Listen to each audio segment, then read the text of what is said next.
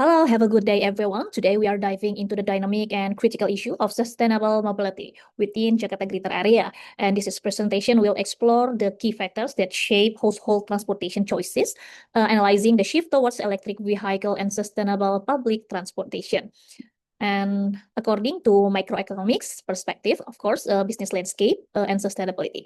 I'm gonna spill that this presentation is mid-exam for us, STEMBA 4 student at MBA ITB Jakarta. So let's take a look and deep dive with me. We'll begin by setting the stage with an overview of transportation impact on greenhouse gas emission. From there, we will explore the core factors influencing household decision, and then we are looking at the supply and demands for EV, examine the progress of the Transjakarta e-bus initiative, and see how green campaign are fostering change. So finally, we will wrap up in a conclusion. The central question we're addressing is what makes people in Greater Jakarta will choose sustainable transport option like EVs for their daily lives? This essay identifies the key drivers behind these choices and examines the government's role in providing incentives and providing public transit. So ultimately, these efforts are crucial for reducing air pollution and helping Jakarta achieve its 2060 net zero emission target. Greater Jakarta is bustling metropolis, home to over 10 to 6 million, maybe now 11 million people, and serving about 3.2 million daily commuters. This is high density has led to severe traffic congestion and air pollution. The core issue is that vehicle growth has dramatically outpaced and development of infrastructure, imbalance between the number of vehicles and the availability from road space. This is causing chronic traffic jams and being a top air polluted area. So speaking about greenhouse gas emission share in transportation. So to understand the urgency, let's look the data from IEASR Institute for Essential Services Reform about Indonesia energy transition.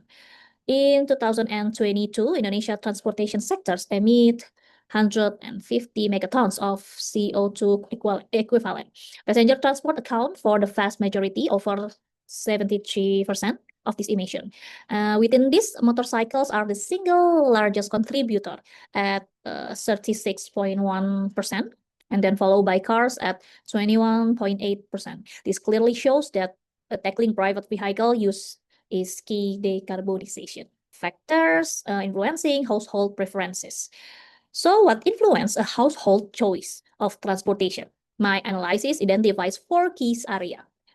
And these slides introduce you the four main pillars that will be discussed in the following section. The first one, subsidized and economic factors. Second, social and cultural norms. Third, the quality and accessibility of mobility infrastructure. And finally, the fourth, the growing public awareness around environmental issues. Let's break down the issue. Okay, let's take a look deeper. Economic play a huge role, especially in subsidies. Decisions are driven by factors like the price of fuel, the cost of public transport tickets, and the purchase price of new electrical vehicles. Government incentives such as subsidies and tax exemption are critical tools to make greener option more financially more attractive and drive consumers away from traditional gasoline-powered vehicles. So the incentives and subsidies are essential to level the playing field for sustainable option. And the other one, social and cultural factors. Beyond just money, at the same time, social perception are shifting also.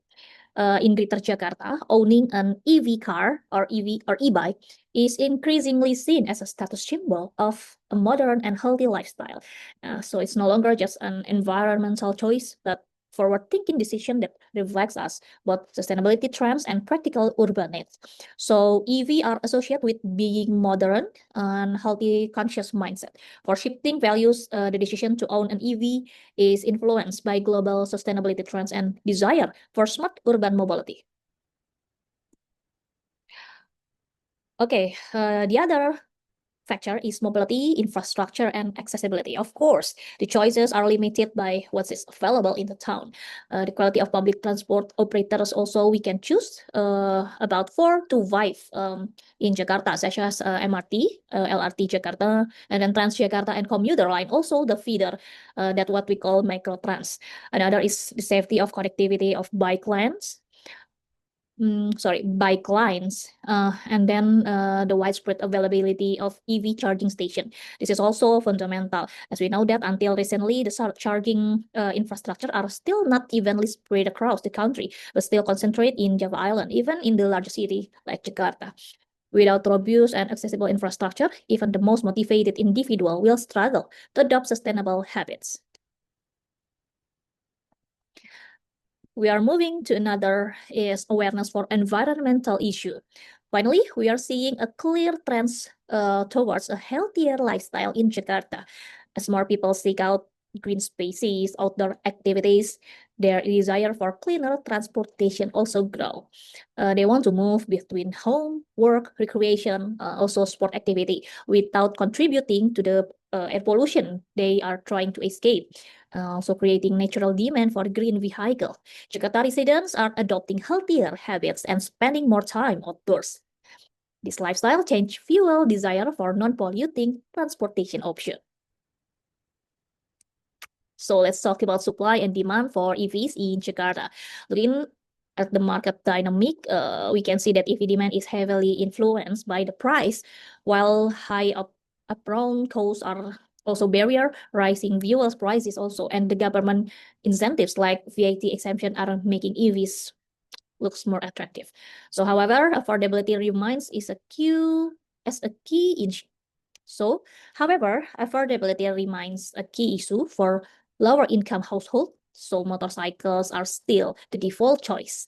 Meanwhile, for those middle and upper incoming families are more likely to see EV as a long-term investment. And now we are talking about one of public transport operator in Jakarta area. We will talk about Transjakarta e-bus. On the public transit front, Jakarta has Transjakarta playing big role as transport backbone in Jakarta. They making significant progress with electrification bus, starting with 30 electric bus in 2022. The fleet now grew to 200 units in 2023. By the end of 2024, the goal was to have 300 e-buses in operation. And the newest information that I get from my college, my friend in Transjakarta, that in July 2025, Transjakarta total e-bus for 3,070 units. These numbers was significant. So this rapid expansion is a cornerstone of the city's strategy to provide sustainable mass transit. The company made substantial strides in achieving its mission of sustainability connecting Jakarta way to life, that's Boto, as is part of commitment towards net zero emission by 2060. And what's the activity that we can share you about the private sectors and community are also driving change. For example, we will talk about Pejuang Hijau program that initiated by Jaklingko Indonesia making campaign in late 2024, which incentivized public transport user by gamification. As we can see in the right side, yes, we can monitor the leaderboard for Pejuang Hijau. The more they often using public transportation, even more for single or multimodal, you can win the competition.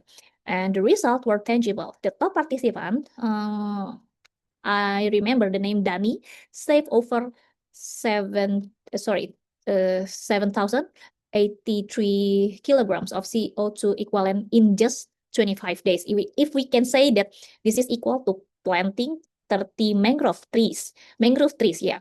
This shows the powerful impact of gamification and the community engagement for Pejuang Hijau. So I think this campaign goal was succeed to encourage decarbonization through everyday travel choices because Jaklingko's Pejuang Hijau campaign was promoted to using public transport. So in conclusion, while Greater Jakarta is on the right path towards sustainable mobility, significant barriers still remain. Growing demands for EV is being met with supply side challenge like high costs and a lack of charging station. So the future of clean transportation in the region will depend on strategic government policy, working in tandem with evolving consumer preferences to overcome these economic and infrastructure hurdles. A combination of smart government intervention and continued consumer demand is necessary for success. So thank you for watching. Keep healthy, happy, and be sustainable. Bye-bye.